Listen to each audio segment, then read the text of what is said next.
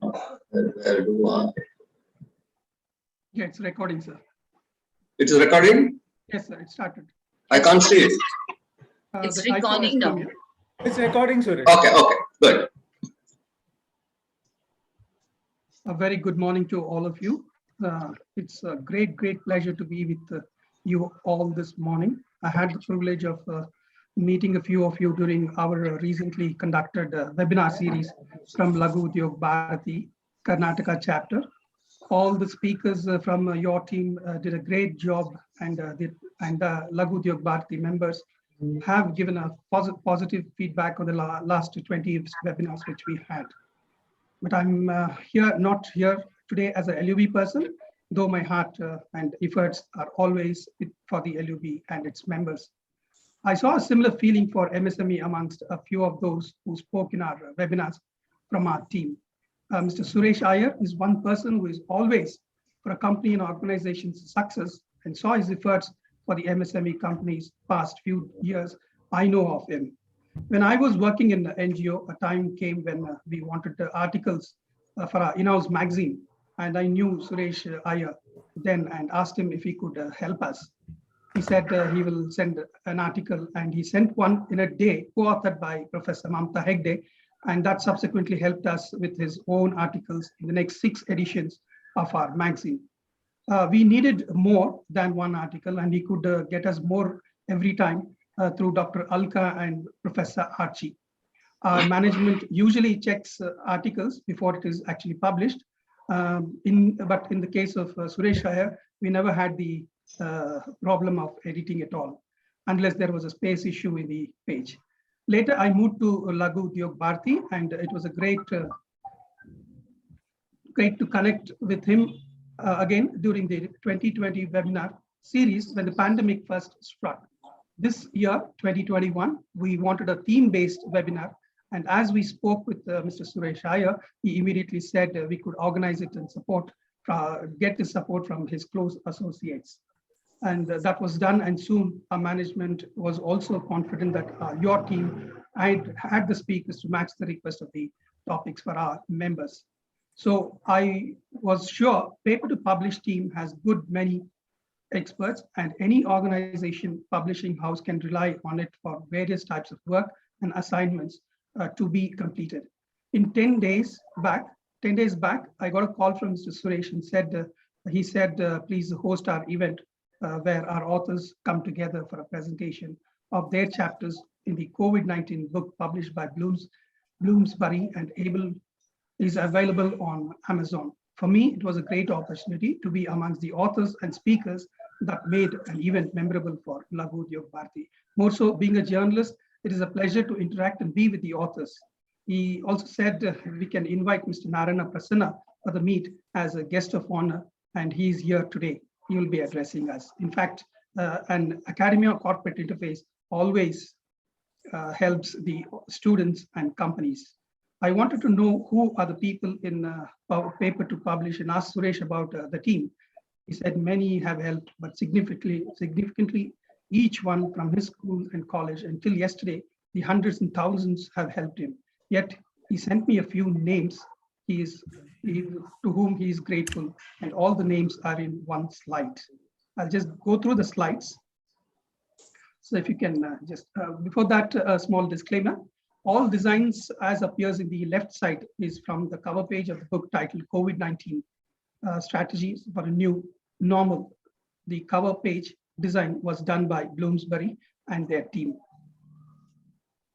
So can I move to the next slide? Basically, the COVID-19 strategy for a new normal was initiated by Dr. Alka Maurya and Suresh Iyer as a book backed by Bloomsbury with Dr. Alka's reference. Project started in 2020, and Dr. Alka Maurya's team was with the members of Paper to Publish. Dr. Alka proposes the book to be an edited book with Suresh as the co-author. Dr. Alka connects with her team, Ms. Geeta, Shobha, Noor, Safira, Atma, Priyanka, Shailender, Purvi, Priyata, Katharwal, Mr. Subramaniam, Professor Subramaniam and Govind Narayan, and paper to publish team Suresh Chandra, Dr. Chandran, Charanjeev, Sunanda, Ms. Alka, Archie, and Murthy. Paper to publish slate started by Suresh and Arvind and assisted by Santosh initially. It owns its formation to inspiration from many in the past to present, their school, college, IIT, companies in India and abroad, and various mentors and teachers. Dr. Chandra, Dr. Chandran, Mr. Ranganathan, Dr. Rose, there are plenty of names, Dr. Swati, Dr. Uma Kisiri, Dr. Gopalakrishnan, Radha and team, Kalpana and Santosh, and many, many more. The team for the book in the chapters are Alka Suresh, Geeta, Shobha Noor, and Akma Rosiana, Miss Alka and Suresh, Dr. Sunanda, Dr. Chandran Suresh, Purvi Piata, Suresh and Alka, Chiranjeev, Suresh and Alka. The 9th chapter is from Uma, 10th chapter is from Govind Narayan, Suresh, Alka, Archie, and Ganesh Murthy, the chapter 11. Chapter 11 is from Priyanka and Shailendra. Attarwal and Subramaniam was the chapter 13. This book is being published by Bloomsbury in 2021, and it is edited by Jyoti.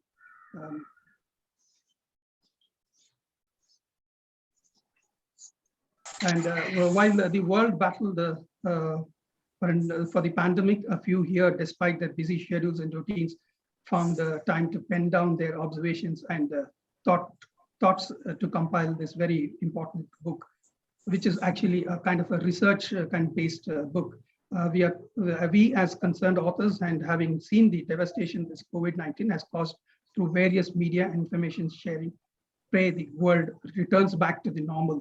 We bow down to all those who serve those affected by the virus and pandemic. Today is another day to record a story of how a team of professors, corporate executives thought to work together to see the effects of COVID-19 and succeed in coming out with a book, COVID-19 Strategies for a New Normal, available on Amazon. The published book is by Bloomsbury, is to be presented to a wider audience through the online meet. Congratulations to the team and wish you more success in the future.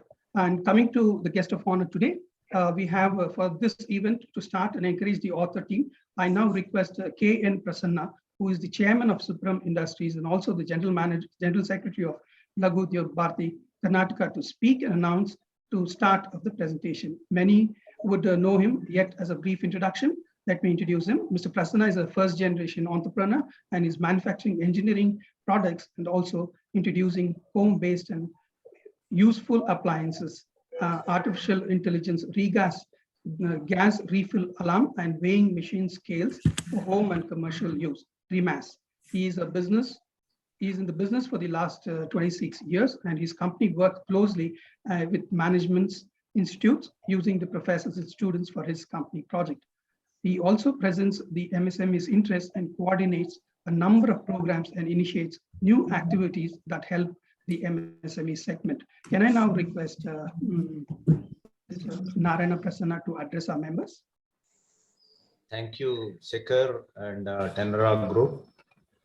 A very good morning to all the participants, invitees, and the organizers of this webinar. It is a great honor and privilege to be among with you here today through this webinar. We know the fact that we are going through one of the most difficult times due to the unprecedented pandemic situation across India. Industry and MSMEs have been the first victims in the entire confused group. And this has to be set right as early as possible at the earliest. More so, the MSME sector, which employs the largest chunk of organized and unorganized sector in the country. I need to emphasize that As the CEO of Supreme Industries and the General Secretary of Laghu Udyog Bharati, have been continuously working very closely with the central government and state governments to see that the entire industry sector, particularly the MSMEs, begin to operate on the normal scale at the earliest. One of the aspects which has come to the fore during the pandemic is that the emphasis on self-reliant in India. The Atmanirbhar Bharat mission announced by our Honorable Prime Minister Shri Narendra Modi ji has been encouraging, and it is an enthusiastic move for us. A few decades ago, when Western world imposed technological sanctions, many defense and space programs come to the grinding halt in our country. But organizations like ISRO, HAL, DRDO, BEL, BHEL, BML, and other public sector undertakings and private industries developed indigenous products and become self-reliant in those segments. And this is all the history. Now, with reference to the today's webinar, the COVID-19 brought a halt to human civilization. Pandemic, as a record, as having happened in the past, may have been severe or as much as we see now. But it is unprecedented. We are witnessing it now in our lifetime. As a manufacturer and a concerned citizen, I know how much pain each member of the business community and an ordinary family is undergoing. Millions of people are now out of work. Many entrepreneurs are facing a lot of business challenges. For the first time in 20 years, global poverty levels are predicted to rise. Across the Asia Pacific, 6 million children are now at the risk of never returning to school. And several countries have reported increase in violence against women and children. Extended lockdowns have meant more time at home, but unfortunately, home is not a safe place for everyone. These issues have profound consequences for physical and mental health. This impacts which will be felt not only today, but in the years and decades ahead. These issues highlights the fact that our battle against COVID-19 and its impacts are far from over.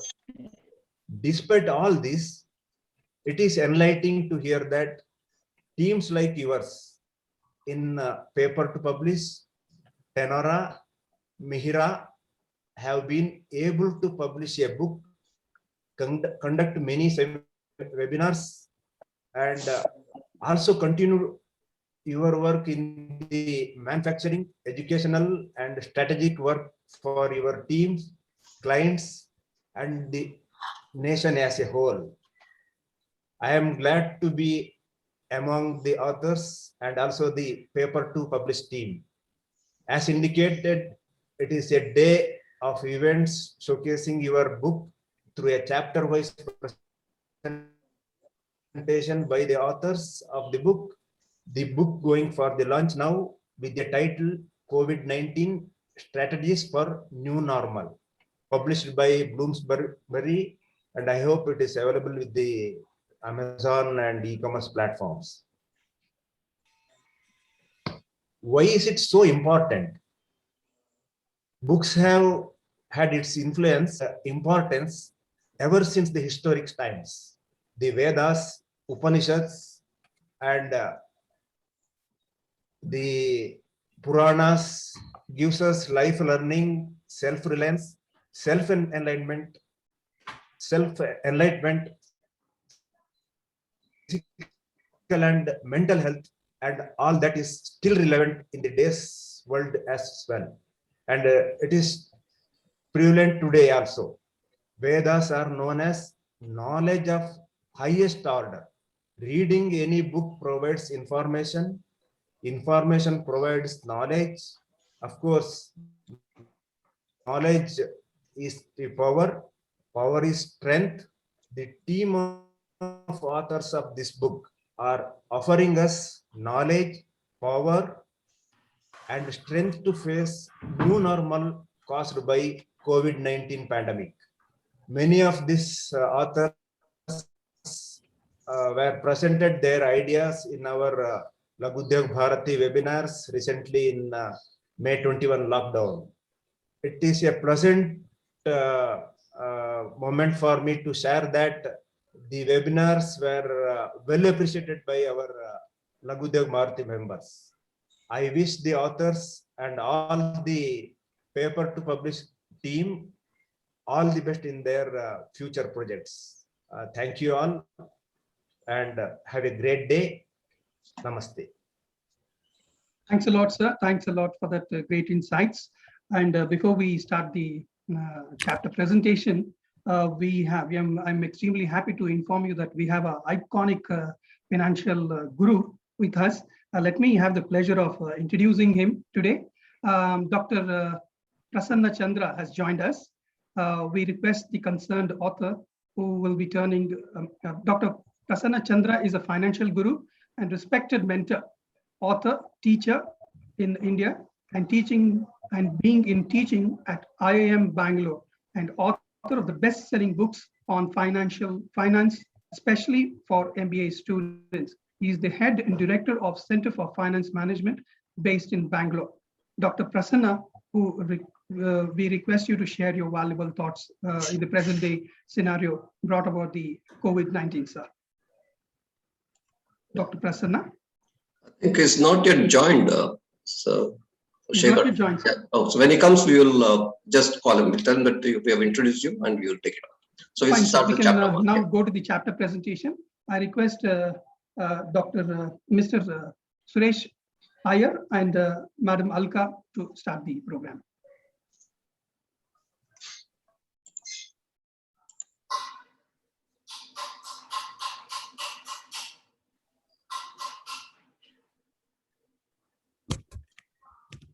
Suresh, sir, you can start it. Yes. Thank you, Shekhar. We should thank Dr. Alka to have started this entire efforts last year, as we just completed our paper to publish teaming. And when we thought of the book, it was an edited book, so we had to have a lot of authors. And so we thought it will be easy. But it was fun because it took almost 6 months by the time we got all together, because everyone is working and busy. So, and to write books in a research format, it takes quite a lot of time. And finally, this book came. Now, this book covers a wide spectrum of thoughts, ideas, and events, processes, changes, etc., as witnessed from the start of COVID-19 pandemic. It is a veritable and detailed compilation by many authors and is written in a very simple and elegant manner. COVID-19, a virus or a war or pandemic, a curse, a man-made disaster, whichever way you look at, has changed the course of humanity. I now invite and request Dr. Alka to start the first chapter because she has done enough work, she's already written articles for the previous pandemic also. She has done a lot of work. I request Dr. Alka to start speaking. Thank you.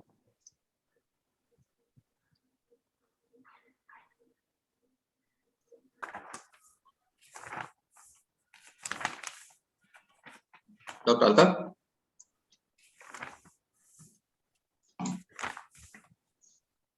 Dr. Alka? Sorry. Good morning to all of you. It's nice to connect with so many intelligent minds. And I just still recall that day when I connected with Mr. Suresh through LinkedIn.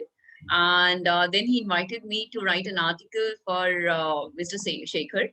So that is where the whole journey started, and we started working together. And we never thought that, a day will come when all of us will be working together as a team to accomplish something which will add on to the knowledge. So, when we started with this book, that was initial days when we started coping up with the COVID.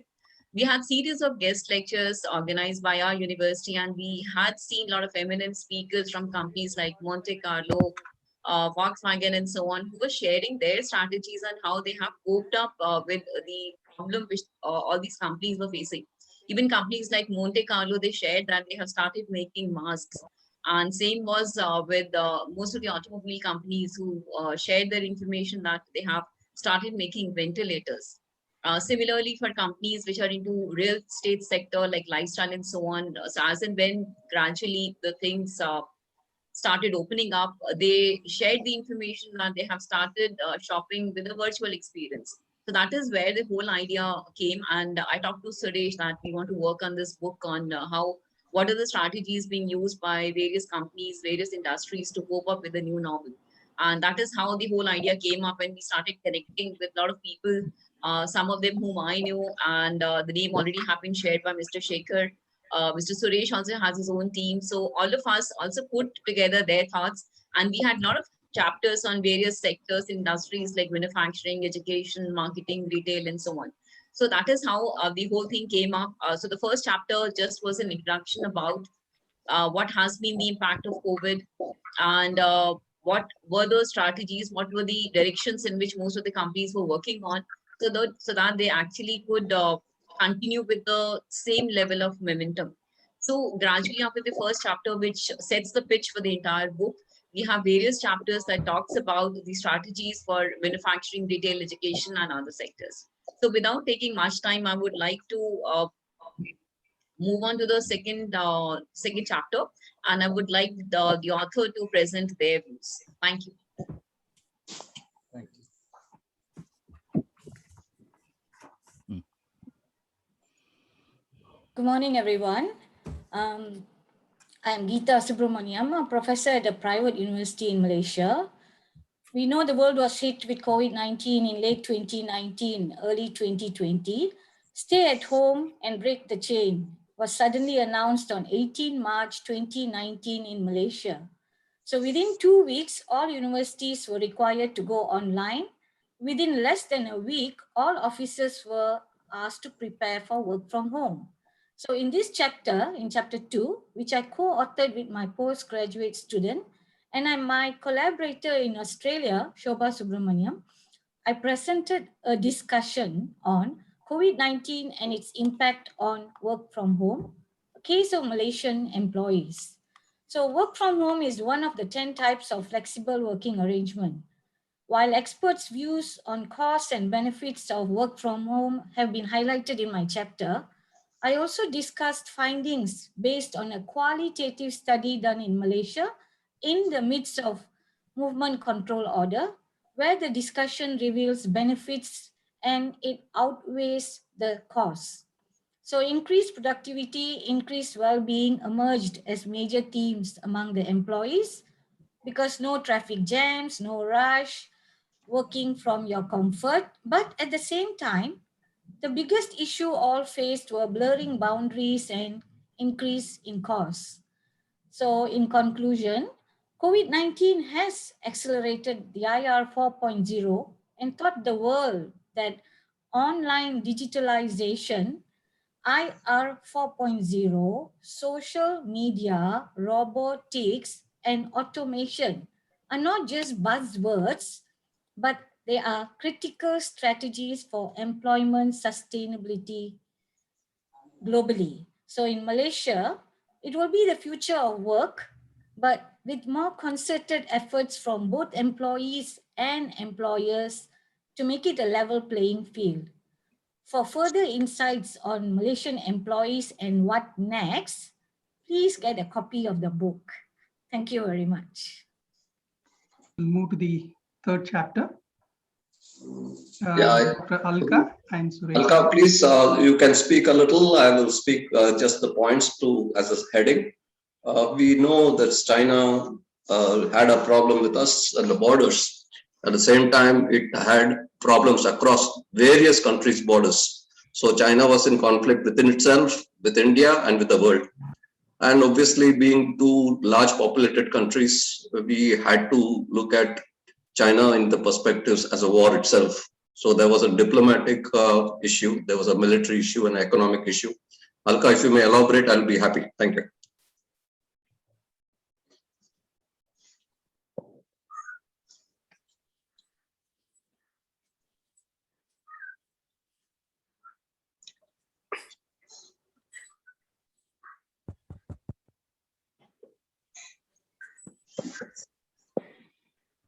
Dr. Alka?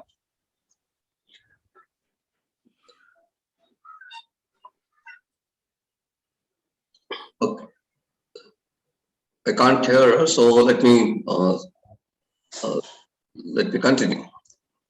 When we come to diplomatic relations, we have this issue with China because if you look at China also, they have been close country for almost 300, 400 years. Only during the last 50 to 60 years, they have been able to come out of their shell and start looking outwardly and globally. But in the process, being in that always expansionist mode, geographically, China, which earlier days only knew to operate militarily, it invaded India. So right from 1962, we have this very tense feeling that China is an adversary. But being an adversary had two different impacts. We could not stop the economic transactions that took place across the borders. In the process of it expanding globally, China benefited from its low operating costs and mass production, which captured the world's attention. So while it was producing mass market products at very cheap price, it was also producing premium products like Apple within its territory. For India, it meant that because of this COVID, as well as because of the war that took place, a skirmish that took place within our international borders, we had to cut off diplomatically, militarily, and economically. What has happened is a large number of companies in India could not get the raw materials which was required from China, or vice versa. China could not get raw materials from India. So trade nosedived. Similarly, if you look at the advantage that we had, when you say nosedives may have been a problem, but then it had a small advantage. When China goods were not coming in, did India take enough advantage of it? We do not know, but we know definitely that India has started its own campaign, whether you call it at a political level or a patriotic level, or definitely an economic level. We are looking at a lot of schemes like Atmanirbhar, which is shoring up the Indian competency. But I'm looking at a little different scenario. While we are addressing this COVID-19, we know it's at a low or at abyss.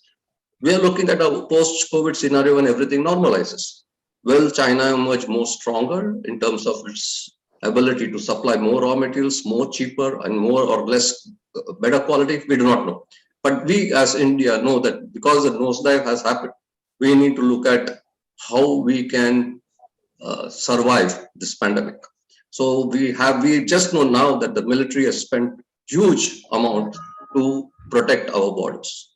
And in economic sense, India's got to go a long way to compete with China in the measure and volumes that it has been trading with other countries. Thank you. We will now move to the fourth chapter. Dr. Sunanda Ishwaran, please, madam. Good morning, everybody. I'll, I think, end up starting with some points that Professor Suresh Iyer has repeated. But anyway, the first thing that we all have to keep in mind is that in the last 1 century or a little longer than that, there have been about 7 major calamities that affected the whole world, starting with World War I. I'm not going beyond that. But out of those, COVID-19, which we have all experienced since 2019, is the only major calamity that has been a kind of, let's say, war between humans and nature. And the issue, it was suspected that intentionally or otherwise it started off in China, and the result was that there's been a political, it's become a political issue, and countries have formed camps. There were countries asking China to reimburse the expenses, the damage that has been done to their countries. But sorry? Oh, there's some noise in the background. Sunanda, continue. You speak. Yeah, continue. okay. The point why this, I mean, one of the major starting points is firstly the political issues between China and other countries. A lot of it is also because though this is this coronavirus is basically a respiratory virus of the kind that we have all seen in flu for years, but it's different, it's more virulent, and the cause of coronavirus has not really been understood so far. So various kinds of treatments have been tried or are under trial. The most important thing, different kinds of vaccines are being developed. They have been developed, like the USA has got Pfizer and Moderna and so on. In India, we've the Serum Institute of India has developed Covishield under licensed from the company called AstraZeneca, and various countries have been trying to develop vaccines and supplying to other countries. In fact, even India has been supplying Covaxin doses to various countries. And at the same time, we have also been manufacturing AstraZeneca's Covishield, and also now from Russia, we're getting Sputnik V. Okay. Anyway, the major thing is that this is started from late 2019, end of 2019. And at that time, the general impression around the world was, okay, it'll take a little bit of time, but it'll settle down. But that has not happened. And in fact, the whole of 2020, according to the World Bank, it's the major impact in global GDP has been something like more than 5%, 5.2%. So I just talked about the political impact, where there have been camping or other camps being formed of countries. And more than that, a major concern has been the economic impact, plus the socio-economic impact. We have all seen, we have all felt that that impact has been very widespread in a variety of fields like manufacturing, transport, whether it's on-ground transport or international air transport, industries like travel and tourism. Education sector has been very badly impacted, not only within the countries, but also internationalization of education has been hampered substantially. And we've all now experienced this lockdown concept, which is something relatively new. And in almost every country, the concept of work from home that Dr. Geeta talked about has been experienced. And the result has been a steep decline in economic activity, and as a result, therefore, revenues. And there have been issues like a very huge number of deaths. For example, as of yesterday, according to the World Bank, there had been something like 178 plus million cases, and there've been something like about close to 4 million deaths across the world. So it's really been a very, very major, very impactful calamity. And the one rainbow you can say on the skyline is been, as a result, growth in two industries, that's IT industry and healthcare industry across the world. So I don't want to go into details of how IT industry has helped, except a few things that because education was affected, schools were closed. So this idea of online learning has come up.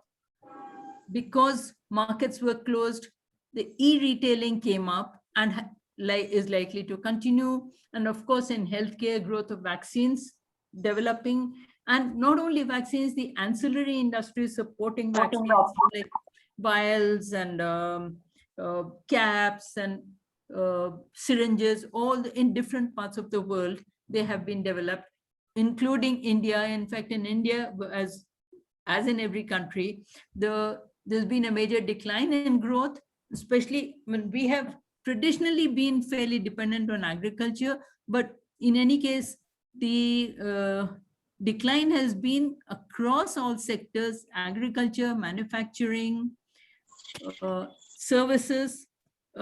We know that this issue of migrant labor had become very significant, and because manufacturing was closing down, therefore employment was getting affected, and therefore people were moving out of the country. Short-term capital has not been available for various kinds of businesses. So on the whole, in last year, that's the financial year ending 2021, March, the economy is, according to the National Statistical Organization, the economy contracted by 7.3%, which is okay. It's finally been estimated at slightly lower, less bad than the World Bank and other institutions had expected. They had been projecting something like 8%, 10%, but it came down to 7.3%. But still, the fact is that that was a very significant contraction in the economy. So where is the rainbow that I was talking about? There has been growth in work from home. Now we've all experienced this, and there have been pluses and minuses. A lot of the employers initially thought it was something good because it reduces housekeeping costs. A lot of the employees thought it was something good because it reduced the costs of traveling and reduced the time that they had to spend traveling. But on the whole, today, if you speak to people, they're not very happy about working from home. There are a lot of issues. The point that I would like to make is that these are areas where opportunities have come up, and they're likely to continue in the long run. Like e-retailing, I talked about. Related to e-retailing, there have also been issues like, or rather opportunities like for people who are unskilled or semi-skilled people, home delivery issues. A lot of delivery boys found jobs, and development of home-based small businesses has come up. The area of healthcare, a lot of healthcare employees, the employment of healthcare employees has gone up significantly, because it's not only the trained healthcare workers like doctors or nurses or something, but even the lower staff, they've all been required, and therefore the employment in that category has also gone up, and it's likely to continue. Now, of course, today the middle-level tourism travel is, because the COVID-19 second wave, they say it's declining, and therefore other opportunity areas will open up, like small level, middle-level travel tourism businesses will grow. And okay, without going into so much of detail, the point that I would like to make is that this has been, COVID-19 has been a very, very major, significant negative impact on the whole world's economy, and it's likely to continue for some more time. The projections are that by October or so, there will be a third wave. Some doctors are saying that it's likely to continue for another year or so. But the good thing is that it has opened up opportunities in areas and for people who did not have those opportunities for employment, for education, and they're likely to continue, because if you look at small things like home delivery of foods and medicines, and the conveniences of those activities will ensure that they continue in future. So let's put it this way, that COVID-19, with all the negatives that it has had, it has opened up some opportunity areas for the future for us. Thank you. Before Shekhar, welcome. Dr. Prasanna Chandra Yes, is there. yes. I understand Dr. Prasanna Chandra has joined us. Can I request Dr. Prasanna Chandra to address us? Good morning. So before you address us, I would like to just introduce you, sir. It is in fact, actually today is a very, very big day for us, because we have with us the iconic financial guru, Dr. Prasanna Chandra. He's a respected mentor, author, teacher in India, and been in teaching at IIMB Bangalore, and author of the best-selling books on finance, especially for MBA students. He is the head and director of Center for Finance Management based in Bangalore. Dr. Prasanna, we request you to kindly share your valuable thoughts today. Thank you, Mr. Shekhar, for your kind introduction. Delighted to be with you this morning to share some of my thoughts on the new normal and how businesses can become more resilient and robust going forward. By now, it is fairly clear that the world has changed very significantly, and the new normal, as I see, has 7 elements. 1, acceleration of digitalization, 2, mainstreaming of e-commerce, 3, leg up for digital payments, 4, development of supply chain 4.0, which includes data analytics, cloud computing, IoT, blockchain. 5, telecommuting. 6, growing importance of business continuity plan. And 7, cash is the king. If I look at the commentary that has come from various consulting firms, business houses, and financial institutions, I found that these are the 7 ingredients of the new normal, and this is how the world has changed. I'll talk briefly about the importance of cash and liquidity in the new environment.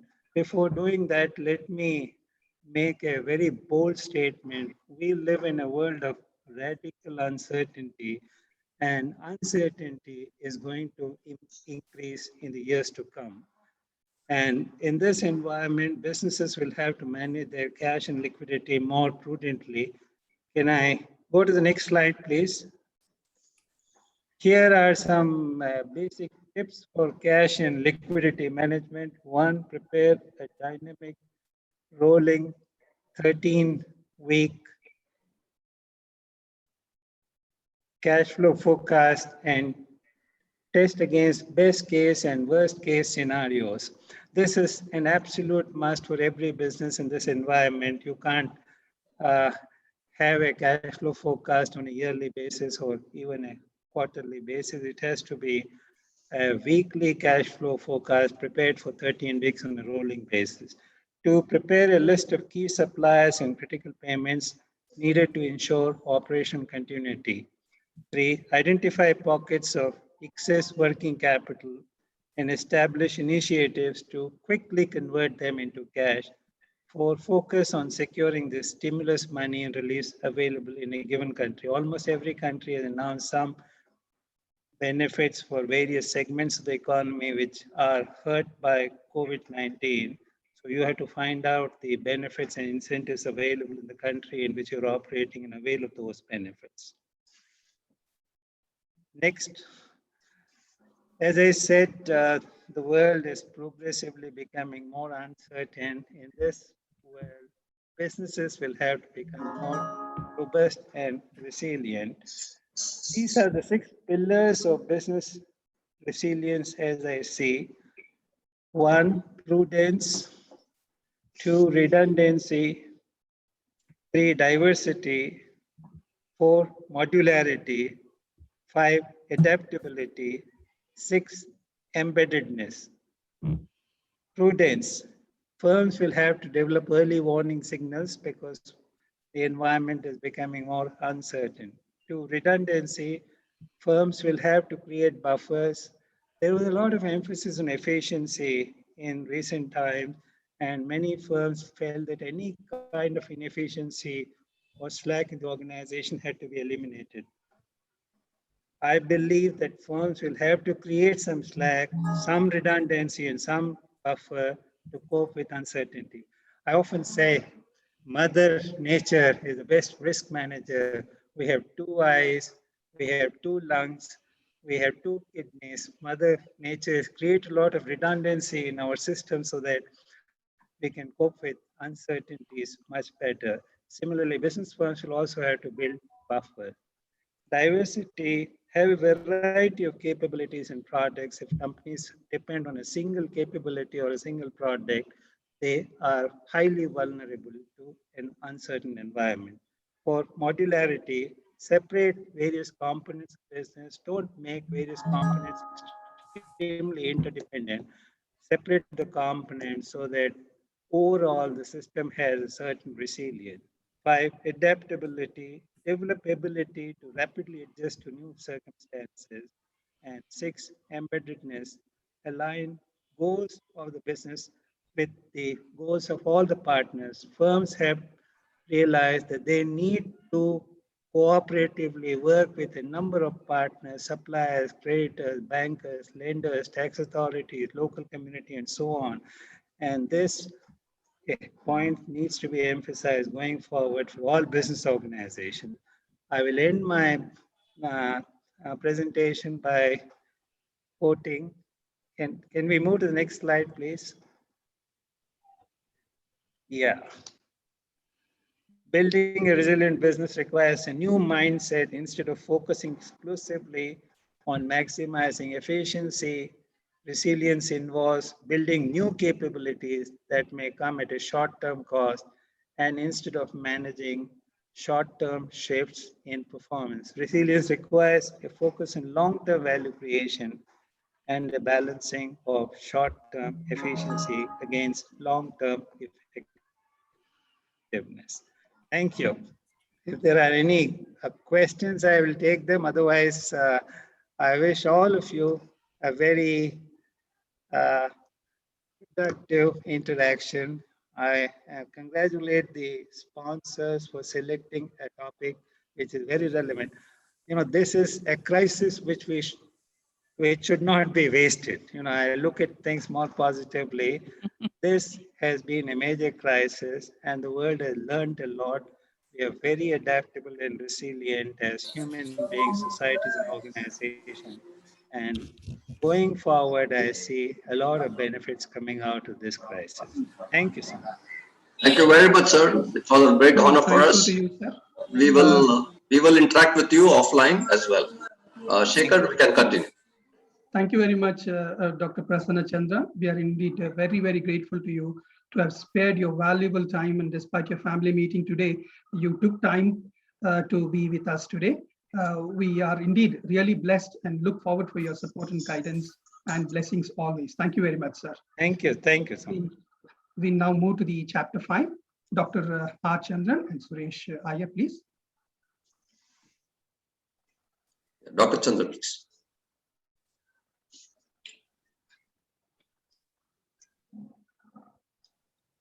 Am I audible? Good morning. Yeah. Yes, sir. Yes, sir. It is a great privilege to extend best wishes to all of you, all our young scholars who have contributed a lot. Knowledge is universal property. Wherever it emerges, it is going to be for generations together. With this noble idea and the team of authors who have come forward without expecting anything.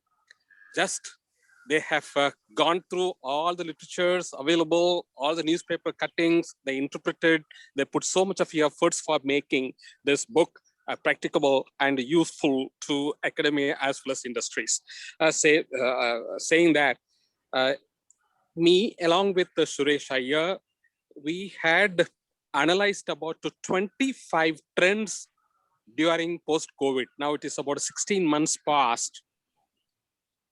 And each and every trend is having certain probable solutions. But all the solutions may not be 100% applicable, but merely it is a suggestion. Still, we are not having any clue.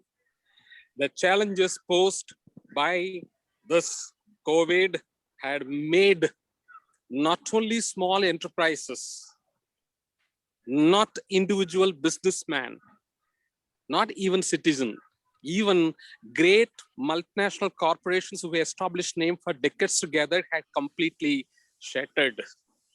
Out of this, just we have made about 5 or 6 quick points. As Mr. Krishna was mentioning, this is the time for our self-reliance. This should be collective self-reliance. If you want to survive in this level and to take this country forward, we have to be on the toes now.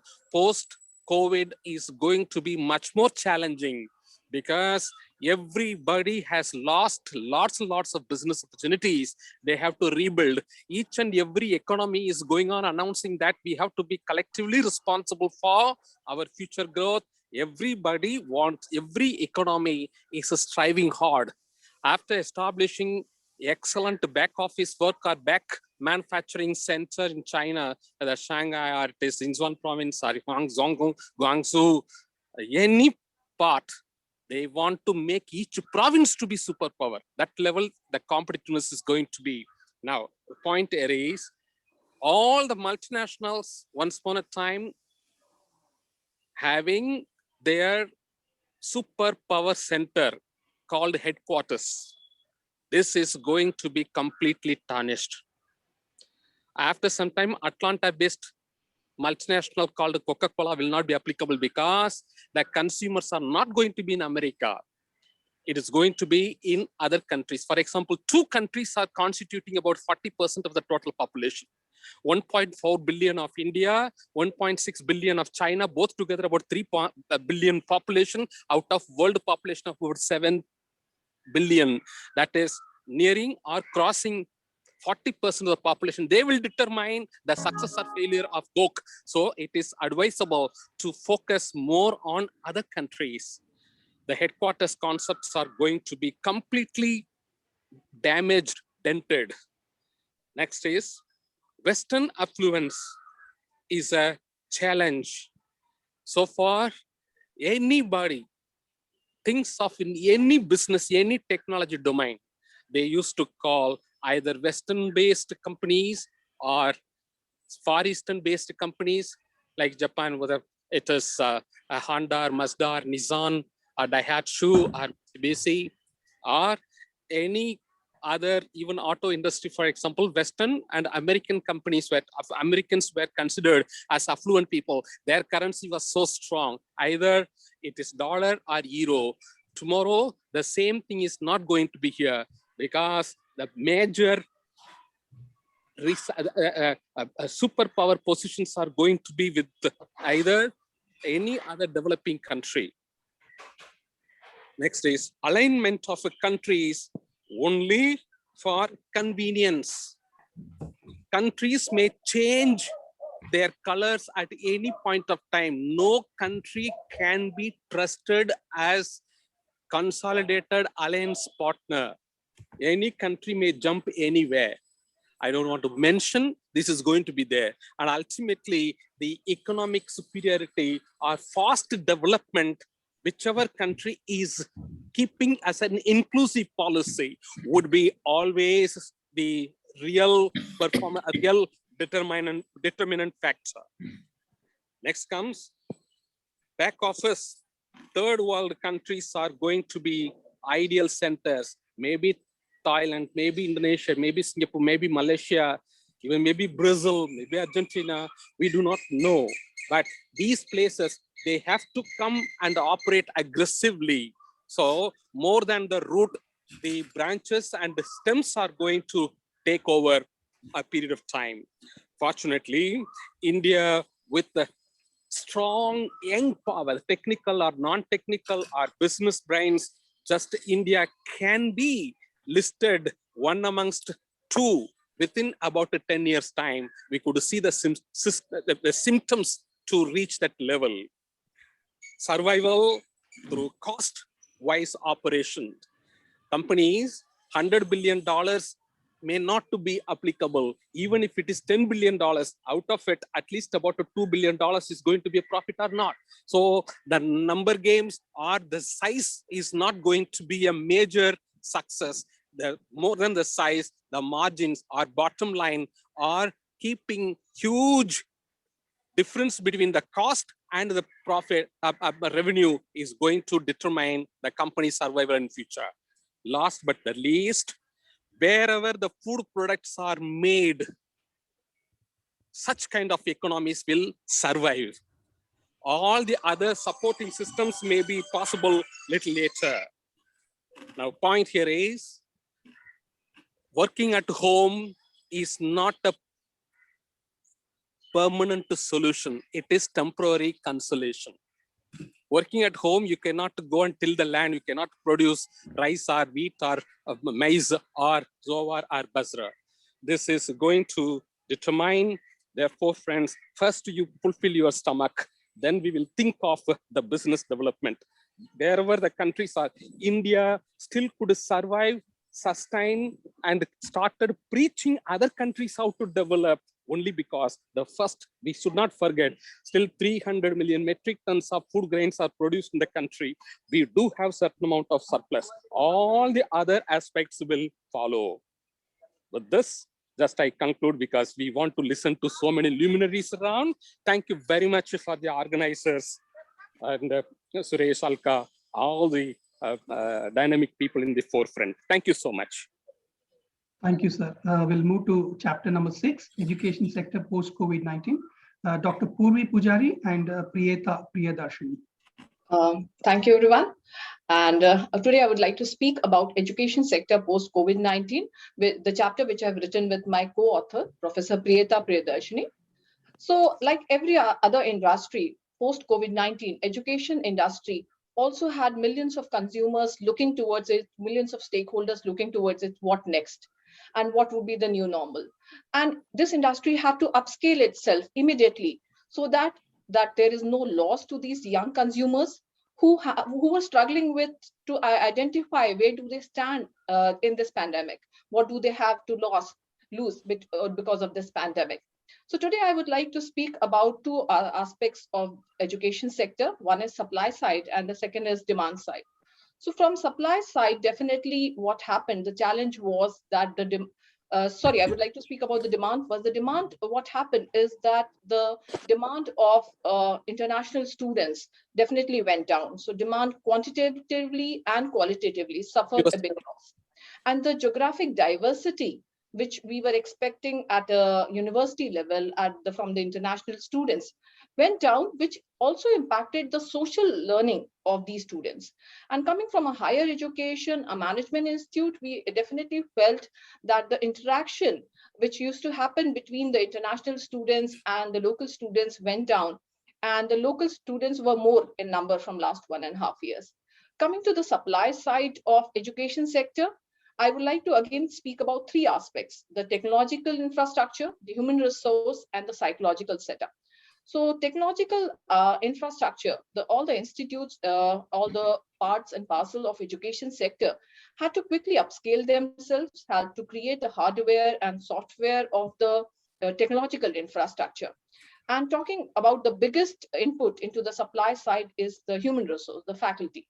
The faculty had to quickly unlearn and relearn what it is to go for online teaching. We have all heard the word of blended learning and flipped classroom, but it's not that easy. Most of the faculty were not very tech savvy. Most of them were not very camera friendly. And that is why it was a big struggle for them to learn how to make sure that learning continues, how to make sure that learning doesn't face any kind of loss. It's very easy to go say that involve gamification, and you should make sure that students are engaged in the lectures, online lectures. But definitely it requires lots of skills from the faculty side also. And coming to the psychological aspects, obviously students were very much struggling because there were not much strategies at place. Everybody was trying to find what is best. The institutes were trying to upscale themselves. And though to some extent we can say that this was a blessing in disguise, because we learned how we can go online related to other industries which already had some kind of online presence. So education, specifically in India, definitely upscaled themselves. But there were so many aspects like summer internship, live projects, industrial visit, where the learning took a toll.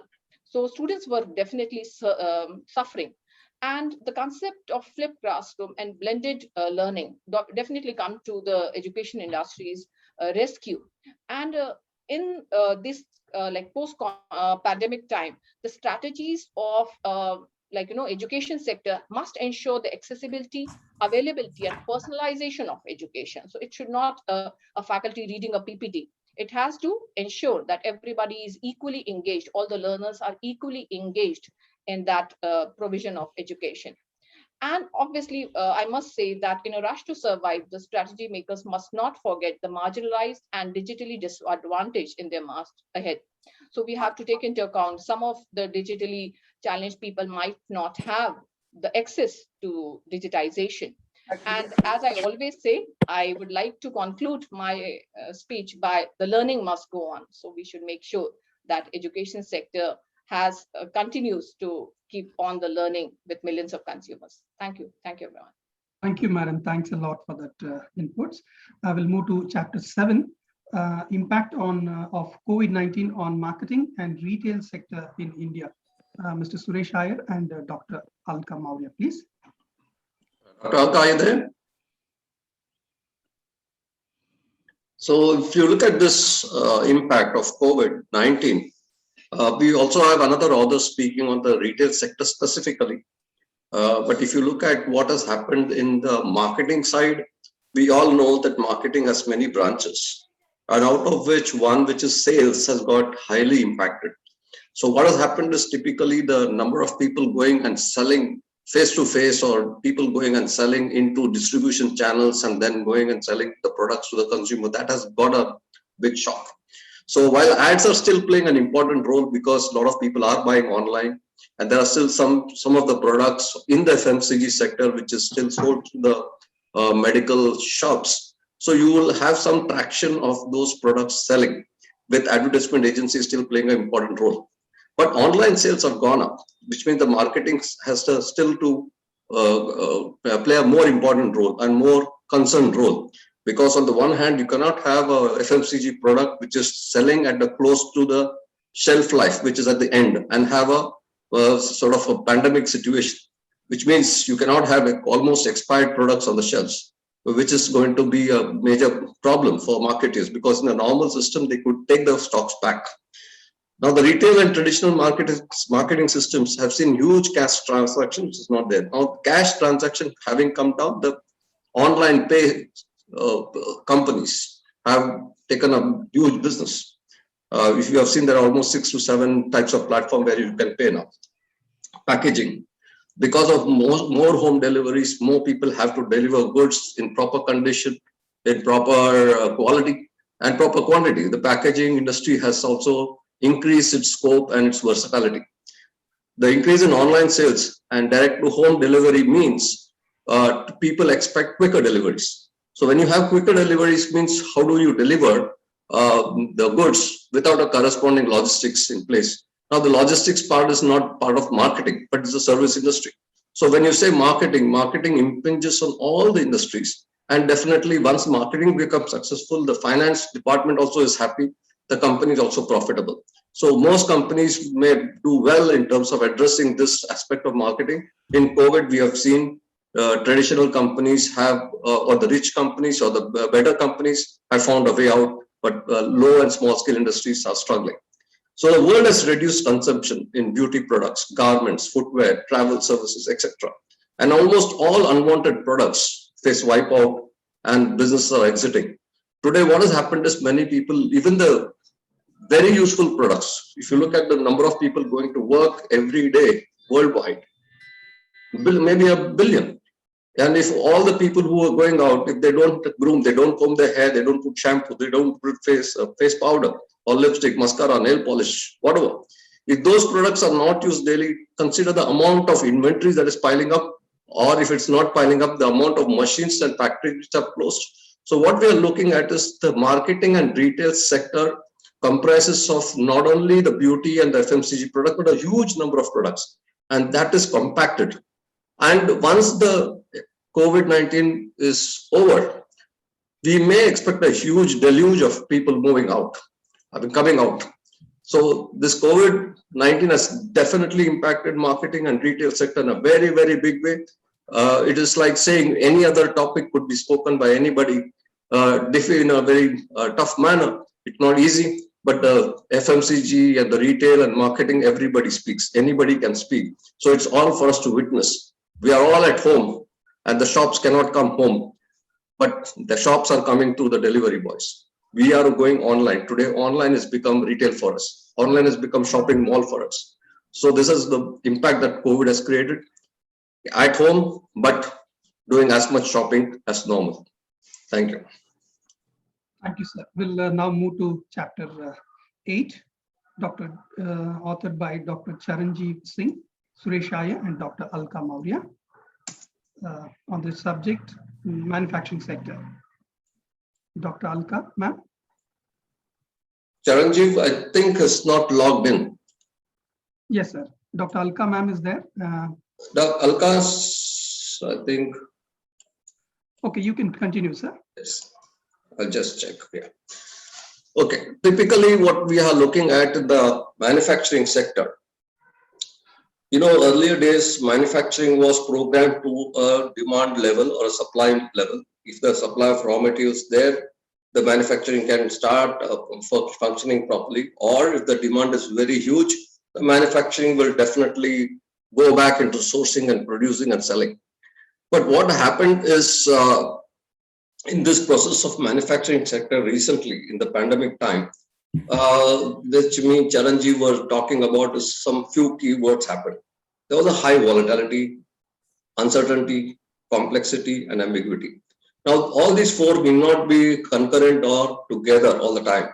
Because, for example, volatility, if you know what is volatility, if you look at demand supply, that's volatile. If you look at uncertainty, it is depending on the volatility. If the raw material is not available, how are you going to supply? Suddenly the raw material comes and the people are not there to produce. How will you produce? So all these things becomes a huge complex problem for the industry. And there's ambiguity. Why the ambiguity? The ambiguity is very centered around when this pandemic is going to end. If the pandemic is going to end tomorrow, if everybody knows, that we don't need to worry. And then this four, as we call it, VUCA, is going to be there for quite some time, at least for the next 6 months to a year. Now, at manufacturing strategy, to assume shorter product life cycles means we need to generate and evaluate multiple scenarios. Now, manufacturing companies, which our guest speaker, chief guest speaker, spoke about resilience. Many of the top companies, maybe the likes of companies like automobiles in Germany, France, Italy, or advanced nations, they may be able to look at product life cycle in a different way than smaller companies. Smaller companies are depending on a single product, single process, and try to survive. But bigger companies who have a lot of products, they are looking at how to reduce the product life cycle. And if you have to assume that, it means it's not going to be easy during the post-COVID scenario. Automation-assisted agile manufacturing. Now, more and more companies with artificial intelligence and various other technology tools are assuming that manufacturing can be made agile. And it is true, because many companies have got fewer people, and agile manufacturing is a huge thing that is happening in the world today.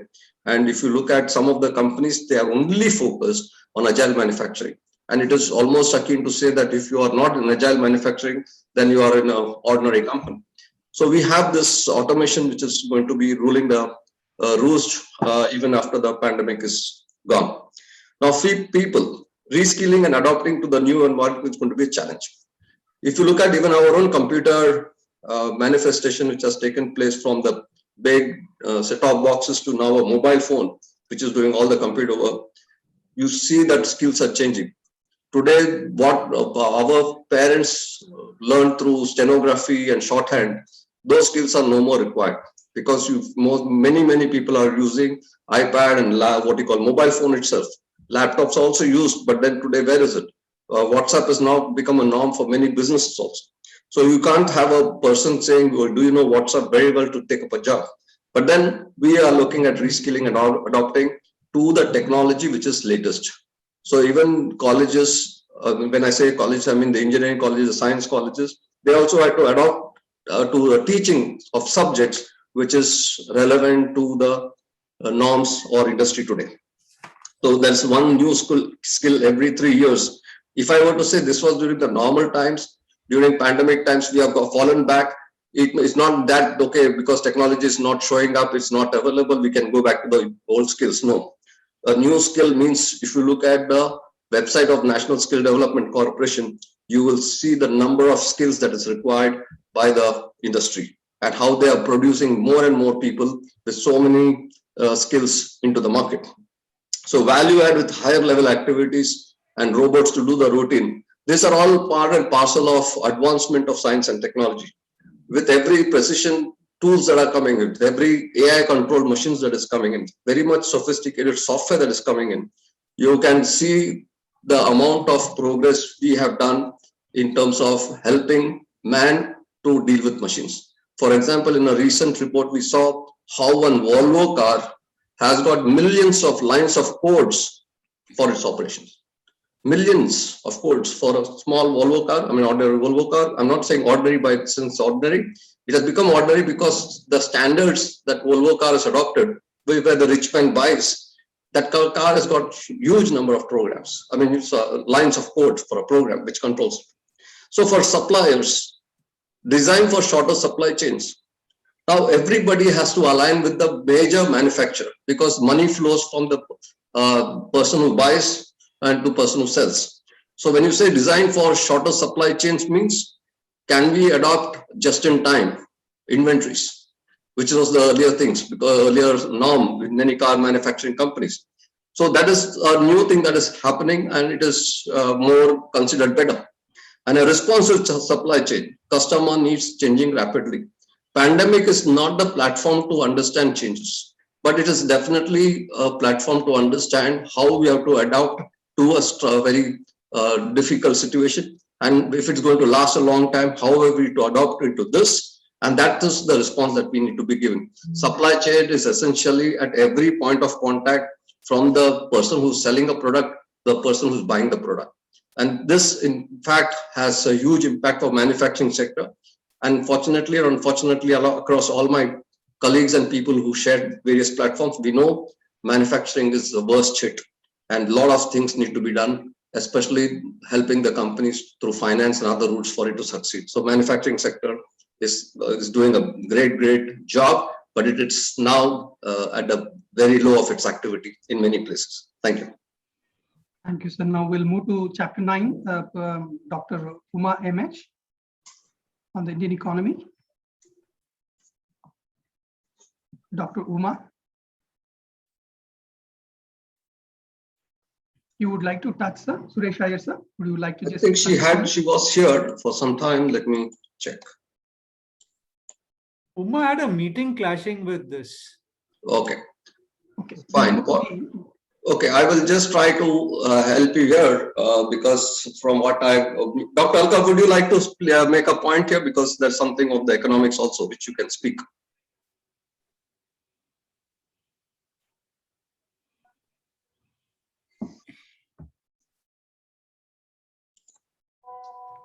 You can continue, sir. Suresha, sir. Dr. Alka? No, I just checking because if Dr. Alka is there, she has got a lot of ideas as well. All right. Dr. Yeah, Uma seems to be having one thing. Yeah, Dr. Alka? No, this is Sunanda Ishwaran, and Dr. Uma seems to be having some problem with her network. Okay. So in case she has got a problem, she can call us and then she can call me. Sending messages. All right, we can do one thing, and just because I've been editing the book and reading it more than twice, thrice in the process, I could be just helping you out with some points to cover the process of our chapterization. If you look at the economy, we all know that another topic which everybody likes to speak. There are three types of speaking about the Indian economy. One from the very economist point of view, and people like Dr. Prasanna Chandra, Dr. Chandran, and all our people who are done PhD. The way you look at economy is very different from the way a housewife looks at it, or a common man, and the way a person in the corporate looks at it. So when you look at economy, we only talk of few aspects like GDP or some few indicators, and then say, oh, the economy is doing good or bad.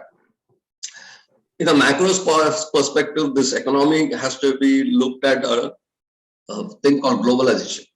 Now, what is gated globalization? I believe should be in a sense of the term that it has got everybody indoors. Okay, if you look at that way, then it's a gated economics. Now, if you were to look at how IMF were to view this entire lockdown, how it is going to view this COVID-19. IMF is only a monetary fund, which she believes that any economic growth is either negative or positive. That's how they look at it.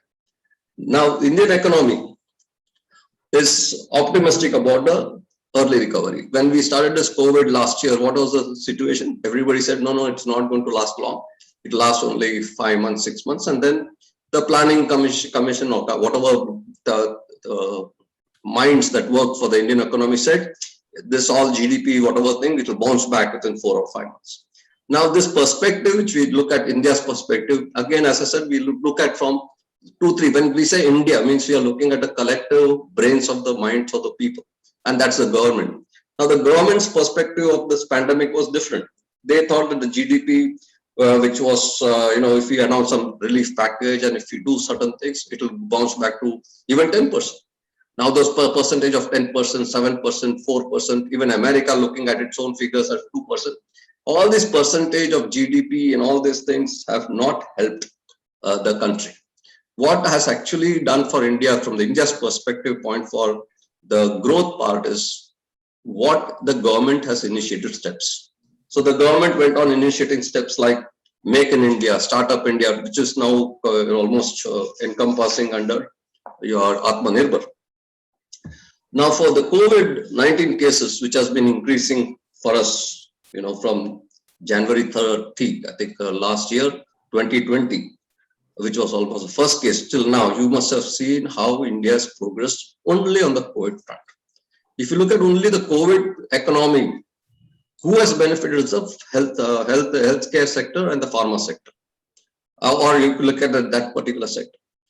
What about, as Dr. Chandra said, if those countries which are producing food, they are going to be surviving. So for the India's perspective, the Indian economy has had been a little resilient. All these words I'm borrowing from the other speakers, and I found it very useful in connecting. The India's perspective or the India story of fight for COVID has been definitely, we have to talk of the economy, which means we are not shut down or closed down or knocked out economy, because we have something called a food industry which is with us. So the government's policy objectives typically, which includes more spending to support unemployment, increase financial support on national health schemes, modifying monetary and fiscal policies to support credit requirements and sustain economic activity. These are the typical things within the government does. It has to either provide employment or produce money or give money or provide some sort of a sustenance. So what happens is there are many scenarios which we can look at how when the lockdown is lifted, how will it benefit? When a lockdown is announced, what is the government looking at? How will the economy shape up or go down? So both these scenarios are always in the minds of the country. So the perspectives is going to be depending on how the country opens its lockdown when. So the impact on different sectors in India, we are discussing that across all the others. I will leave it to the other people also to contribute to their thoughts. So it will become easy. Now, can India make it up? If, of course, India has to make up, because it's like this. If you look at anybody, let's all of you close your eyes for a minute and you visualize a small place and put everybody in lockdown and say curfew. The windows will start opening, the doors will start opening. Somebody will want to be going outside to check if everything is all right so I can be free. And once they know there's no curfew, nobody is there, they start walking out. If one person walks out, everybody walks out. And this is what India is. India is just waiting for some of the leaders to come out. When I say leaders, I don't mean the political or the religious, I mean the economic leaders, the people who are the corporate structures. Once they start opening up, all this other companies will start flourishing. So we hope that the Indian economy will bounce back, because we have the spectrum of companies which are really employing thousands of people to those employing very small number of people.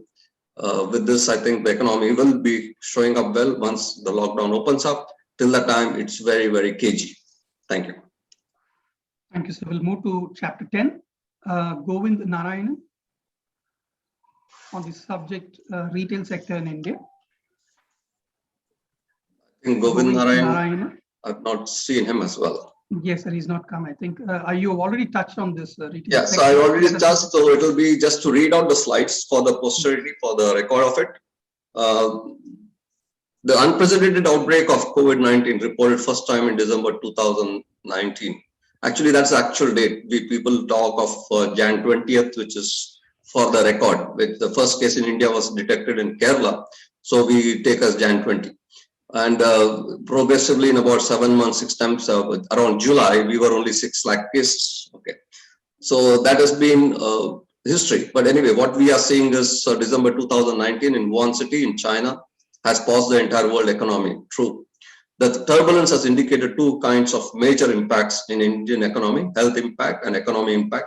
I think more or less falls on the same side of the story which Dr. Purvi just mentioned earlier.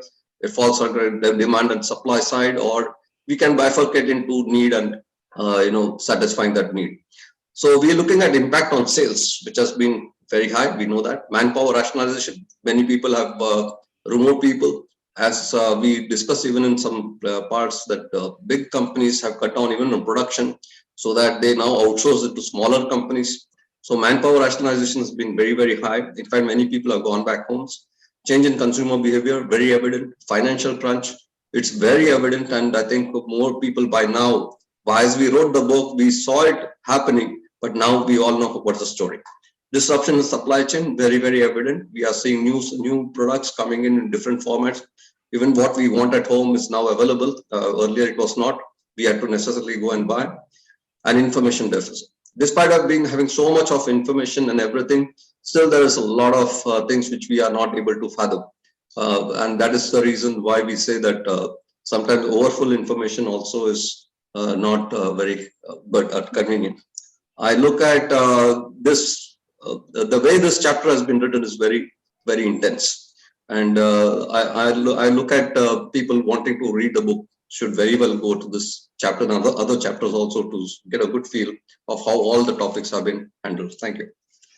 Yeah, we'll now move to chapter 11, disruption in globalization, IT or COVID-19, authored by Suresh Iyer, Dr. Alka Maurya, Mr. Archie D'Souza, and Ganesh Murthy. Archie D'Souza, sir.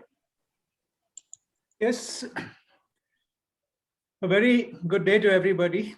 And it's lovely having this interaction.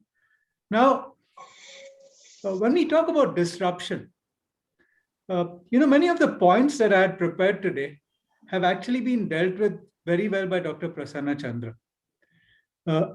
Disruption is not something new. It's not a phenomenon that started during or before the COVID-19 or as a result of it. It's been in existence.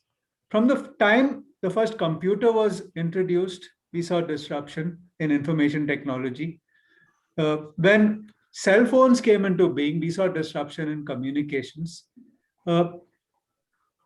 when Skype came into being, we saw something that was a precursor of what we see today. Online education for me is not something new. I teach for an executive education program in Dayanand Sagar University. And from the year 2018, we've been taking online classes.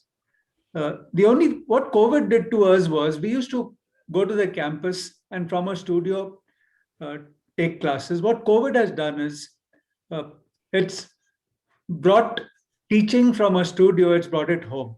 That's the only difference. Now, disruption, remember, is not going to stop with the end of this pandemic, whenever it takes place. One thing we know for sure is it's not going to end in a hurry. Already, the health experts are talking about a third wave, and that third wave is going to hit us very, very quickly. They say 6 weeks from now, 6 to 8 weeks from now, which is, if you're looking at June right now, July, by the middle of or third week of August, we are going to see the third wave hitting us. Now, with all this, as a world, we need to prepare. We need to be ready. And we need to look at which direction we are heading in. And there are going to be technologies, and these technologies are already in existence, which are going to rule us in the future. As far as projects and supply chain is concerned, blockchain technology is going to be a very big technology. Now, this is a technology which has been in existence from 2009. It's a 22-year-old technology. It's not something that's propped up a few months back. But this is going to be a very important technology as far as supply chains are concerned. And it's already being in use in several sectors. Machine learning. Now, we see more and more automation taking place, and devices which reduce labor. This is definitely going to be what we see in the future. The Internet of Things. Machines which are run remotely. A forklift without a driver, a crane without an operator. All these are things that we are going to see in a much, much bigger way. Then artificial intelligence. This is what's going to rule. And with more and more devices being in use, with more and more, I mean, we are today virtually ruled by apps. So definitely, this is what the future is all about. Now, a very important aspect of what we need to look at as far as the future is concerned, remember, goods will still need to be moved. You will still need to move goods from one place to another. People, the urge to travel, the urge to see places is not going to disappear. It's going to rekindle once traveling becomes open. And with that, we are going to see a lot of new ways in which we actually move around the world. And what we are also going to see is a whole lot of new fuels. Now, take it from me, fossil fuels are dead certainly going to be history in the not so distant future. And that is going to be replaced by hydrogen, solar, and wind. Not long ago, we never thought that driverless vehicles would ever exist. But this is going to be a trend now. We're going to see driverless vehicles, and we're going to see drone deliveries, which are going to be taking over as far as the world is concerned. And the most important thing is the conquest of space. We're already seeing a movement in that direction. And we are definitely going there. So to conclude, what I'd say is disruption is inevitable. Disruption is a continuous process, and change is the only constant. Over to you, Shekhar. Thank you, sir. We'll move to chapters 12, businesses respond to COVID-19 challenges, evolving perspectives, by Priyanka Chatta and Shailendra Pavaskar. Priyanka? I don't see them here. Suresh sir, would you like to touch upon the subject?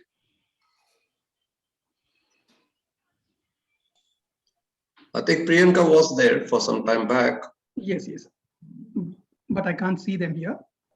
All right. Yeah. Again, we looking at the topic which has come different ways, because if I replace businesses with marketing, I mean, you look at sales, if you replace that word business, you'll see how everybody has responded to the pandemic. Now, when you say businesses, I mean, we're looking at who and which type of business, which business and who in that business. If you look at a telecom industry, they are not been affected. Why? They have been actually working very hard to keep the lifeline of their businesses working for everyone. To put it in perspective, when you say business means our next door neighbor shop has still, been trying to open his shop and trying to do business. Or if you're looking at business with business house, which is trading with overseas country. For him, the trade has not been possible. Though he may have goods and inventory to export, he could not, because the lockdown and other things ensured that the physical goods could not go. So when you say a business response, which business has responded? You will see that the healthcare business has responded. You will see the people who are in the industries of food and other supplies, they have responded. So the whole process of response is not whether I have to be in this game of pandemic trying to help people or not help, or no, whether everybody likes it or not, I will produce my cigarettes and I will sell it wherever, I will deliver the cigarettes at home. Whether that is the intent, businesses is not the way we want to respond. Business response has to be ethical, it has to be sensible, it has to be timely, and it has to be beneficial. Now, impact of COVID on business organizations, across, again, those people who has balance sheets are very powerful or very, very rich, where they've got huge wealth accumulated, those businesses can sustain. Businesses which have gone into a diversification mode, which have gone into some sort of alternative temporary mode of being busy and profitable, they have succeeded. So the impact of COVID-19 has thrown up 3-4 opportunities. One is diversify, exit, or some of them even could exit and do a subcontracting job without their company running. So we have a lot of these things which has happened on COVID. I mean, the impact of COVID has been seen, and we saw the manufacturing sector also earlier. The strategies adopted by companies to minimize the impact. Now, the strategies and the response are two words which are interlinked. Now, a business response need not be a strategy, but a strategy is a business response. Strategy means what? What do I do? Do I have a checklist? Many of the companies have not got one strategy, which is the business continuity plan or a business contingency plan executed within that company. Now, obviously, large companies, because of their ability to correlate to the management world of concepts, they may have a business contingency plan. But no company, I dare say, no company in the world could have fathomed that in that business contingency or business continuity plan, they could have put this COVID-19 or a pandemic situation, how they will respond. So the whole thing is the businesses that have responded, we all are there today. As we wrote the book and through the writing of the book, we could see the response and calibrate. For example, we have put so much instances of what has happened in New York or the streets of Germany or in small parts of India, even showing pictures there of how the pandemic, how the human beings have responded. Now, when you talk of companies, various companies, it's not a thumb rule that a cosmetic company in France, the way they survive, the Indian companies can survive. That strategy will not work in India. So it's a different level of methods and processes that has to be adopted for each country for the same type of product also. For example, India may want food to be given to its citizens more importantly, but in some other country, clothing is more important to be given to its citizens. So we do not know it, but at the end of the day, each country has responded to the pandemic differently. So if you look at strategies, there's a huge number which we can talk about, but definitely in the book it has been covered. Now, companies should follow proactive approach rather than being reactive. Definitely, it is one by wise saying, as we call it a philosophical approach.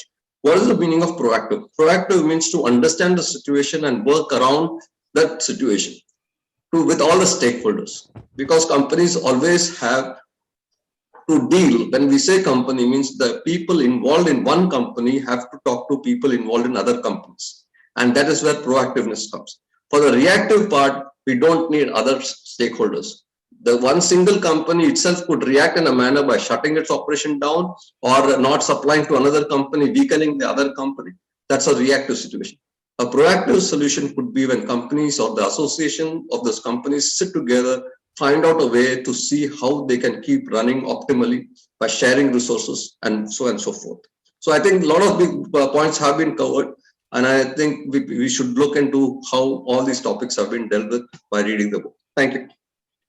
Thank you, sir. We come to the last chapter of the book, Talent Management Strategies in Post-COVID-19 Environs. This is written by Dr. Atharwala and Professor C.S. Balasubramanian. Please, sir. Yeah.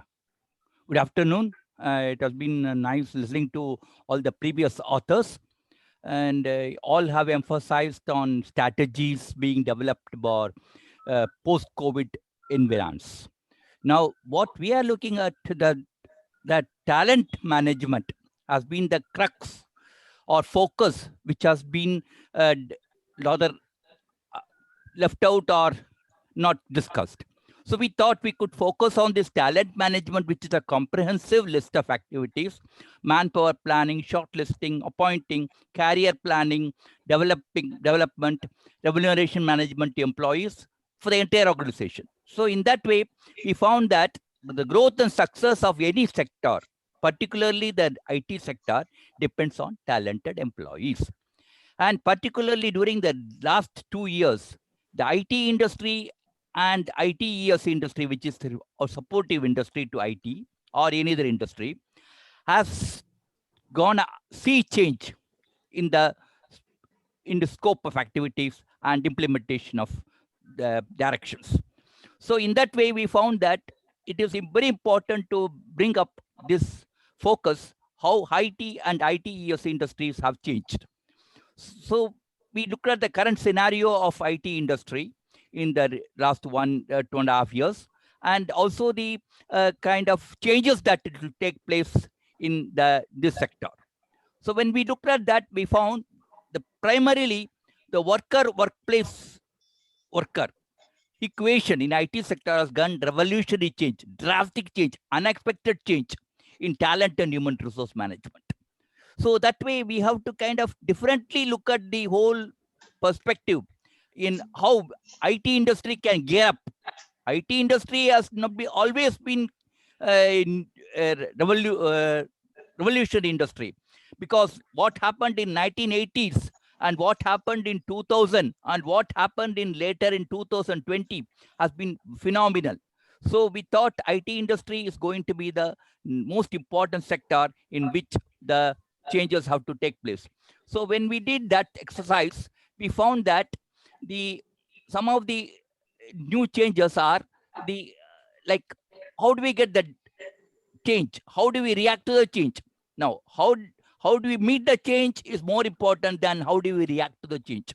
So in that way, the meeting the change and meeting the challenges in IT sector has been some of the difficult situations for the leaders in IT industry.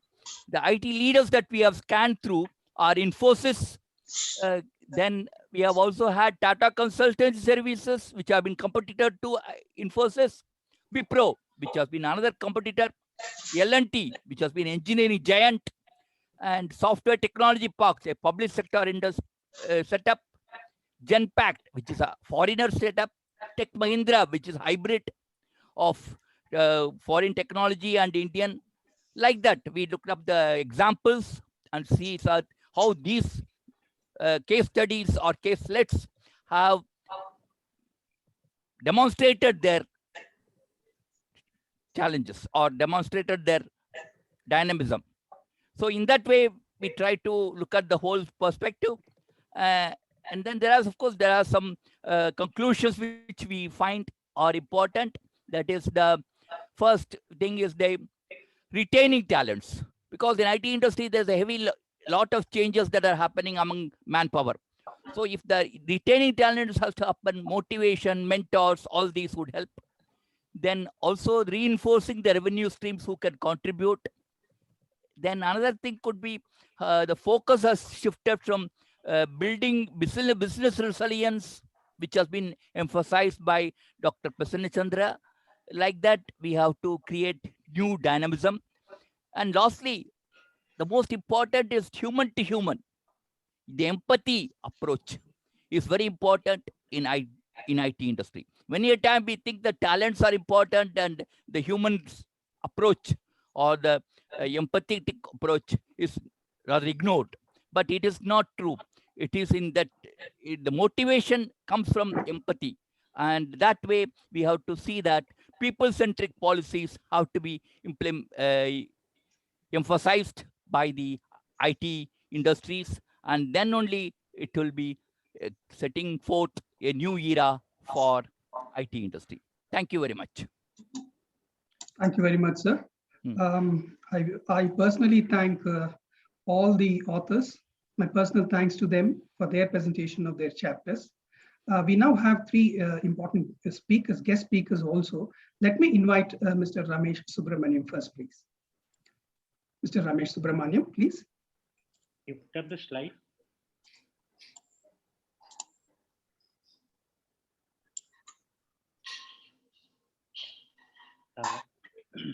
Just a short discussion. We've had very detailed descriptions of impact on various sectors. This slide is about learnings from COVID-19. The first one is active community support is required to quell the spread of virus. It's not just your organization or your group of people. You also need to extend to the community to ensure that all of them are protected from the virus. I will give you an example. In an industrial park that we have with 200 companies and 50,000 people, we had very strict audits being conducted by us as the developer in all the companies, and extended very good support to the community, with the result that except for 3 or 4 days, it was always a green zone for the last 1.5 years. So it is possible to take care of the virus if you have community support and not just individual action at any point of time. India needs to evolve new systems to check foreign entrants for virus. This is something that we will need to completely rethink, just as we did many years ago when we did the security for terrorists. All the security checks and everything was completely revamped. We need to completely change the system of how we check foreign entrants for virus so that we don't have people bringing in new viruses into the country. And this needs a sea change and a completely new paradigm. Third is new SOPs for scaling up medical infrastructure at short notice. One challenge was recently availability of oxygen and remdesivir and so on. And we now need, based on the experience and the difficulties that we had, on a country level and the state level, we need to have SOPs to scale up medical infrastructure from X to Y in very short period. And this is possible with the experience that we have gained out of COVID-2. And it is possible that we can use this to tackle COVID-3 much better than what we would have normally done. The next one is increasing domestic vaccine production capacity to be self-reliant. India has been very lucky that we had a large vaccine base in the world. Otherwise, for a population of 1.3 billion, importing vaccines would have been almost impossible. And it would have cost an enormous amount of money. The fact that we had a base helped us to a very large extent. And I think soon we will be not only self-reliant, but have surplus vaccine capacity. In any case, we were the largest vaccine producers in the world. But even in pandemics, we can be the leaders of the world. This is an important area not to be left out, where vaccine production has to be carefully monitored. Then the last point is develop early warning systems for virus as it did for tsunami and cyclones. We have excellent warning systems for cyclones, and after tsunami, we had also developed new systems. The same way we need to have early warning systems for virus so that if there is a problem, we would know well in advance and take corrective action. Thank you. Thank you very much, sir. Deepashri Prabhakar. Yeah, good afternoon. I take this opportunity to thank all of you for this wonderful platform. And today I'm going to talk about design thinking. So design thinking normally refers to a blueprint or basically an idea about a product or about a service. It's basically a concept. So post-pandemic, as an entrepreneur, I faced a lot of challenges and almost my business came to a standstill. So that's when I realized that I just got back into the loop of supply chain, and I just saw where I stand, where things stand, and what is the transformation that is happening. So when I observed that all of us, none of us were having any business and all of us were in deep trouble. So the need of the hour was to realize that we need to connect, to each other's problems, each other's challenges. So identify how we can do hand holding for each other through the pandemic. So maybe it's a weaver, or it might be a retailer, or it be a manufacturer. So how exactly we can support each other to face this situation? So this is the concept I was thinking about, and a lot of community efforts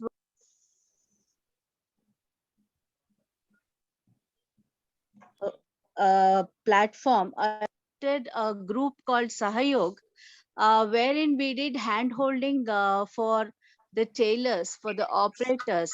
So we brought them together on a platform. We supported them morally. We started, mobilizing orders for them. So, we just made sure that we are all together and in a positive mode of mind, so that we face the situation together. So this human to human connect or this thinking became very essential, and this is the need of the hour. So when I say design thinking here, it was all about the approach I took to sustain myself, to sustain my business, and how do I take care of the entire team. So the whole mathematics involved in my fashion business, I had to rework. I had to create a new approach on the whole, and to make sure that we all not just sustain, and we all, we don't give up on that hope of a brighter days again in the business. Okay, so this was the effort that was initiated. So many businesses and in many areas we see that this design thinking is pushing towards organic design thinking, where we are talking about how are we going to contribute to the ecosystem, how are we going to connect with each other, and how are we going to sustain and face the situations like this. So we are not sure about how long this pandemic will be there, or how many we may have to face, or some different situations, but this has really brought in a kind of awareness that human to human connect is so very important, to sustain through the situation. So this is all I had to share. Thank you so much. Thank you. Thank you, ma'am. Can I request Mr. S. Chandrasekhar to address us, please?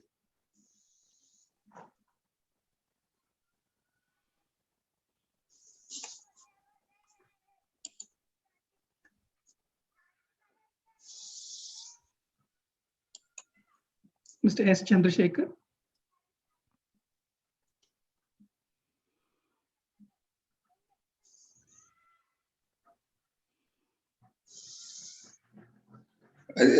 I think he's there, but he's not able to unmute or something. We'll wait for a second.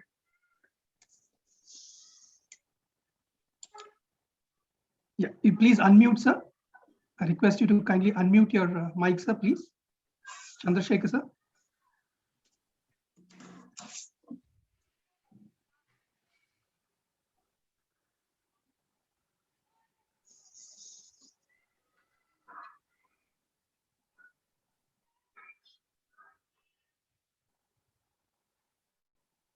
I'll just call him, otherwise we'll skip it. Thanks.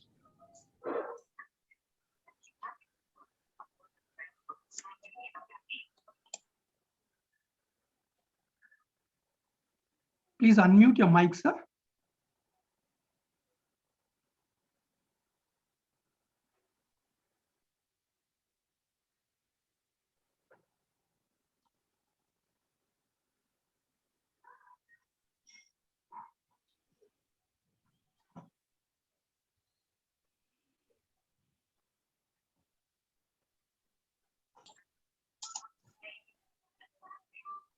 Shekhar, you can skip and conclude. Yes, sir, Hello. please continue, sir. Chandrasekhar, sir, please go ahead, sir. Oh, I'm audible now. Yes, sir, you're audible now. Please go ahead, sir. Okay. So good afternoon to all my friends. For want of time, restricted only to 3 minutes, let me get into certain bullet points to see as to how the impact has really benefited certain vertical markets and certain countries. Number one, the entire supply chain management books have to be rewritten. The entire concepts have to be rewritten. When China started sailing their vessels, mother vessels and ships, by setting up factories, all the books had to be rewritten. More so in the last 1.5 years, when entire European and American markets stopped buying in container loads, the entire industry set up by China had to be downsized. India is the only country which can convert this threat into opportunity. India is the only country which can supply in units comprising of 100, thousands, lakh, 10 lakhs and crores. For instance, any government, any jeans pant you tell, they can supply in 100 numbers, 1,000 pieces, 10,000 pieces, 1 lakh or 10 lakh pieces, which China cannot do. Secondly, even Bangladesh cannot do less than 1 lakh or 2 lakh pieces. India is the only country which can do this. This entire COVID impact has really benefited India, where all the indenting agents of Europe and America have started coming into India to buy quantities in minimal units. Most of the hubs, including Tirupur, Madras, Ludhiana, Amritsar, Dindigul, have benefited from this. The Erode and Salem markets have, in the last 7 months, has added to about 4,000 direct buyers from Europe. This is a welcome sign. This is one thing that has benefited India. Point number 2. Many of the industries have seen a flip side. For example, instrumentation industry. People are now only oriented, concentrated into primary activities of business and giving secondary look to secondary activities like either instrumentation, quality controls, or advertising. All the instrumentation industries in India have seen zero sales in the last 1.5 years. India has to really get into instrumentation industry for its survival, growth, and development. As I was talking to you, the entire service industry has changed its fabric itself. Pandemic has really opened. It is an eye-opener for Government of India for opening its orientation for health industry. All these years, the entire planning commission in its budget was giving impetus, encouragement to various spheres like culture, harmony, small industries, exhibitions, buyer sellers meets, EDP programs. Of course, all these are right. However, pandemic has really shown that India all these years neglected health industry and that every soul is very important. To manage such a mammoth country with mammoth population of 1.4 billion, it is not easy with a haphazard health management system. What has happened today, along with health management, it is the recovery management which has got the impetus. Your entire production, marketing, purchase has taken a second line in front of recovery management. This is what all the industries from Europe and Southeast Asian countries were vehemently declaring all these years, and we gave a deaf ear. It is the recovery management that has put Turkey onto the success map. This entire pandemic outcomes has benefited some of the countries, including India, in certain vertical markets, while it is a big boon to a small country like Turkey, which has taken over entire Europe. Turkey is the only country that has converted this threat into opportunity by delivering the goods at the doorsteps of every factory. And for them to give one success module by not asking them to open letter of credits. Turkey has been importing all the materials. It may be raw material or finished goods or work in progress goods, and delivering it to all their customers and collecting the money without asking them to open LCs, which they should have done 6 months in advance or even at least 3 months in advance. The entire Europe has started buying from Turkey. It is a welcome sign for India, as I told you earlier, that 4,000 European customers have entered India in textile centers to the textile industry to start buying from India directly. This is one advantage we should not lose upon. As I said, this pandemic has really helped many of the countries to reshape their systems. If I even tell that it is a blessing in disguise, it may be little uncivilized, yet it is an eye opener for every industry and every vertical market and every country. Malaysia, Singapore, Philippines have reinvented their business models. So also we have to do.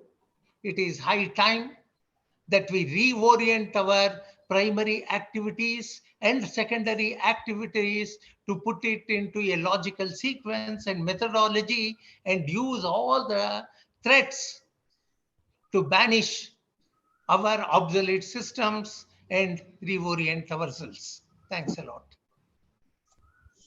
Thank you very much, sir. In fact, it was quite a very enriching session today. I personally thank each one of you for joining the online meet for the book launch and the chapter presentation of COVID-19 strategies for a new normal. I thank you once again. I now officially close the session. Vishal?